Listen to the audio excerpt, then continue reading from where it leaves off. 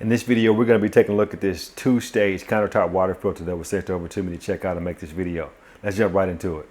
So let's start off with how this comes packaged. It's packaged up very well. It's very secure. It comes with your filter housing, 2 filters, extra hose, faucet adapters, and instruction manual. Setup was super easy. The only thing you're going to do is take your filter canisters off, take the plastic off of each one of the filters, reattach the canister. You're going to attach your diverter to your faucet, run the line from the filter over to the diverter, purge the filter, and it's ready to go.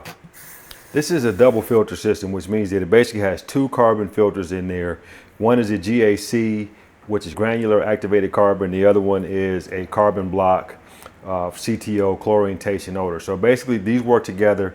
They're going to reduce chlorine in the water. They're also going to reduce odor and improve taste in both your well water as well as your city water.